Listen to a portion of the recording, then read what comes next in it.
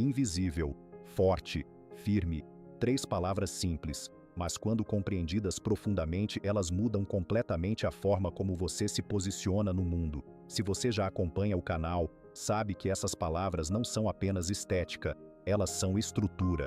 Mas hoje eu quero ir além da superfície. Quero voltar às raízes milenares que sustentam essas ideias, porque elas não nasceram agora.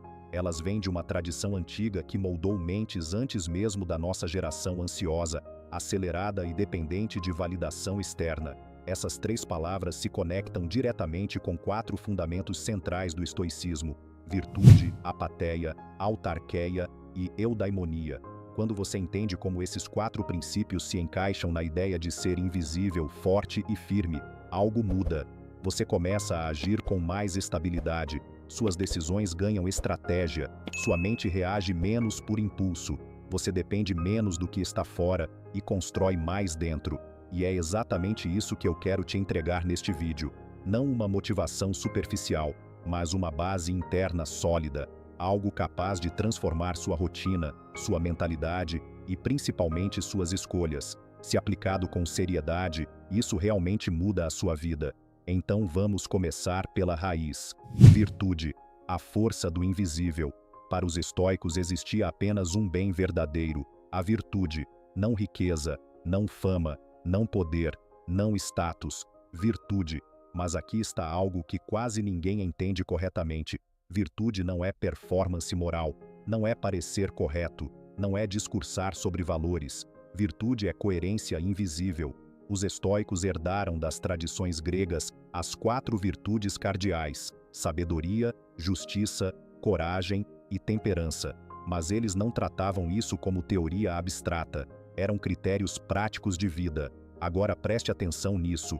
Tudo o que é externo pode ser tirado de você. Seu cargo pode desaparecer, sua reputação pode ser atacada, seu dinheiro pode evaporar, sua saúde pode falhar, mas sua virtude, se for real, não pode ser arrancada. Podem acorrentar seu corpo, mas não sua vontade. Esse é o poder do invisível. Virtude é como o sistema operacional da sua mente. Ninguém vê, mas tudo depende dela. Se estiver corrompida, sua vida começa a travar. Se estiver sólida, você continua funcionando mesmo sob pressão extrema. Hoje o mundo ensina você a construir imagem. Os estoicos ensinavam a construir estrutura. Imagem precisa de plateia. Estrutura precisa de disciplina. Imagem faz barulho. Estrutura trabalha em silêncio. Pense em um prédio moderno com fachada de vidro impecável. Pode impressionar qualquer pessoa que passe na rua, mas o que realmente sustenta aquele prédio não é o vidro, é o concreto escondido por trás. Virtude é esse concreto.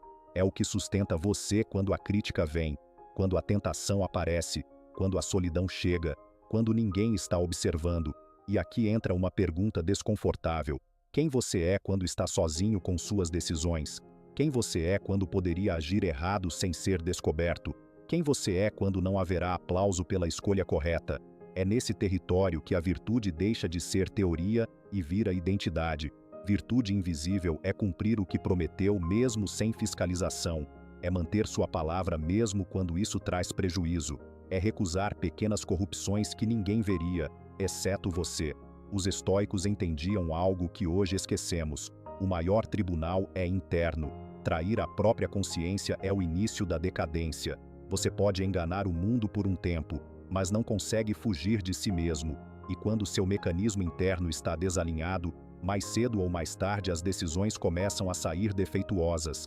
Caráter é mecanismo, imagem é pintura, e pintura não sustenta estrutura. Virtude invisível é antifragilidade moral. É o que impede você de se dissolver em ambientes corruptos. É o que mantém sua dignidade intacta no caos. E quando sua referência é interna, algo extraordinário acontece. Você para de mendigar validação. Você não precisa provar o tempo todo. Você não se desespera por reconhecimento. Você simplesmente sabe quem é. E saber quem é, sem precisar anunciar, é uma das formas mais altas de poder. Agora eu quero que você reflita profundamente. Se retirassem todos os aplausos da sua vida hoje, suas escolhas continuariam as mesmas? Ou parte da sua moral depende de estar sendo vista? Pense nisso com honestidade, porque agora vamos para o segundo fundamento: E aqui a profundidade aumenta ainda mais. Apateia, a força que não se descontrola. Existe uma diferença brutal entre parecer forte e ser forte. Parecer forte é levantar a voz, é reagir rápido, é mostrar intensidade. Ser forte é manter o governo interno quando tudo provoca reação. Apateia é um dos conceitos mais mal compreendidos do estoicismo. Muitos pensam que significa frieza ou ausência de emoção. Não significa isso. Apateia é domínio, é sentir raiva, e ainda assim escolher não agir por ela.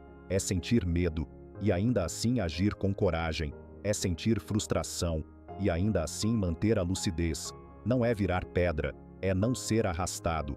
O evento acontece, mas o sofrimento nasce do julgamento sobre o evento. Pense nisso. Duas pessoas recebem a mesma crítica. Uma perde o equilíbrio, passa o dia remoendo, responde impulsivamente e transforma o episódio em um drama. A outra ouve, analisa, descarta o que não presta e aproveita o que pode melhorar.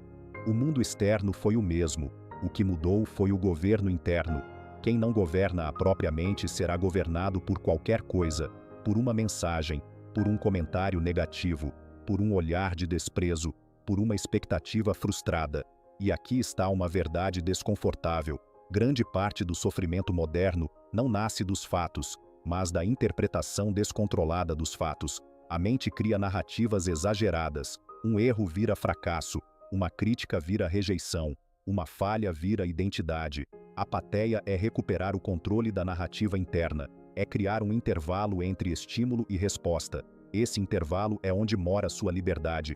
Hoje somos treinados para reagir instantaneamente, responder rápido, defender o ego, mostrar que não levamos desaforo. Mas isso não é força, é reatividade. E reatividade é fragilidade emocional disfarçada de intensidade. Força real é quando você é provocado e não se rebaixa, quando é criticado e não desmorona, quando perde algo e não perde a si mesmo. Imagine o fogo. Ele pode aquecer uma casa ou destruí-la completamente. Emoções são fogo. Se você não sabe direcioná-las, elas consomem sua paz. Se aprende a controlá-las, se tornam combustível. Apateia é maturidade emocional elevada. É aceitar que o mundo não vai se ajustar ao seu humor. É entender que frustrações fazem parte da existência. É abandonar a necessidade de controlar tudo. Agora eu vou ser direto. Se qualquer opinião externa altera totalmente seu estado interno, você ainda não é forte. Se sua paz depende do comportamento dos outros, você ainda está vulnerável. Se seu equilíbrio desmorona sob pressão, sua base precisa ser fortalecida. Apateia é treino diário. É respirar antes de responder. É questionar pensamentos automáticos. É perguntar: isso realmente merece minha energia? Muitas coisas não merecem. E quando você começa a economizar energia emocional, sua mente fica mais clara. Você começa a perceber que grande parte das batalhas que trava são desnecessárias. Você começa a escolher melhor onde investir sua reação. E isso cria algo raro: estabilidade, não ausência de emoção, mas soberania sobre ela. Agora reflita com honestidade. Quem tem governado suas emoções ultimamente? Você ou as circunstâncias? Quantas decisões você tomou no impulso e depois se arrependeu? Quanto da sua ansiedade vem da tentativa de controlar o que não depende de você? Se alguém te provocar hoje, você responde automaticamente, ou escolhe conscientemente. Silencie por um instante e responda para si mesmo, porque quem obedece a cada emoção jamais experimenta liberdade. E liberdade interna é o que nos leva ao terceiro fundamento: autarqueia. A firmeza que não desmorona. Existe um momento na vida em que você descobre se é realmente firme ou apenas bem acompanhado. Enquanto há incentivo, apoio e validação, quase todos parecem fortes. Mas quando o apoio diminui, quando as mensagens param, quando o reconhecimento desaparece, algo é revelado. Você continua ou enfraquece. Autarqueia, no estoicismo, é autossustentação. Não significa rejeitar pessoas. Significa não desmoronar quando está só. Pessoas mudam, circunstâncias mudam, apoios desaparecem. Se sua força depende da presença constante de reforço externo, ela não é força, é apoio emprestado. Autarqueia é força própria. Imagine uma ponte suspensa. Ela suporta peso, vento e movimento porque sua estrutura interna está tensionada corretamente. Se os cabos estiverem frouxos, qualquer pressão causa colapso. A maioria das pessoas trabalha a aparência externa da ponte. O estoico trabalha os cabos invisíveis. Ser firme é suportar pressão sem alterar seus princípios. É manter disciplina quando ninguém está fiscalizando. É cumprir sua palavra quando seria fácil quebrá-la. Aqui está a diferença essencial. Teimosia é apego ao ego. Firmeza é fidelidade aos princípios. Autarquia não é orgulho isolado, é alinhamento interno. Você já percebeu como algumas pessoas mudam completamente dependendo do ambiente? Com um grupo são confiantes, com outros são inseguros, com outros são agressivos. Isso revela dependência estrutural. A identidade delas é moldada pelo ambiente. O estoico busca constância. Pode adaptar comportamento com sabedoria, mas não altera o núcleo. Ele não negocia valores para evitar desconforto social. E isso muitas vezes significa aceitar momentos de solidão, ser mal compreendido, não receber validação imediata. Mas firmeza não é sobre conforto, é sobre direção.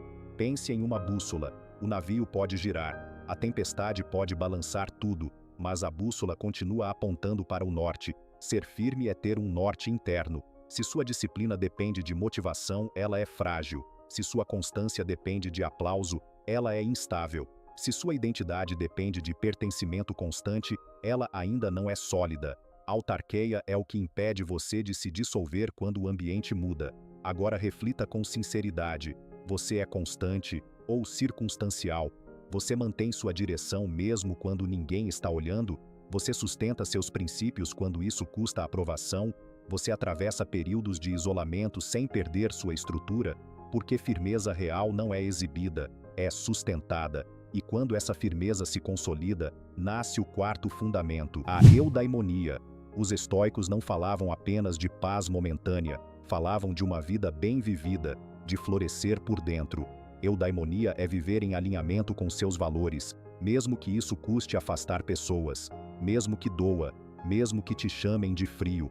Proteger sua casa não é egoísmo, é preservar sua integridade, porque quando você escolhe quem entra na sua vida, você escolhe quem influencia o seu destino. Sua casa é seu santuário, sua paz é sua responsabilidade. Comenta aqui, você está vivendo para agradar os outros ou para florescer de verdade?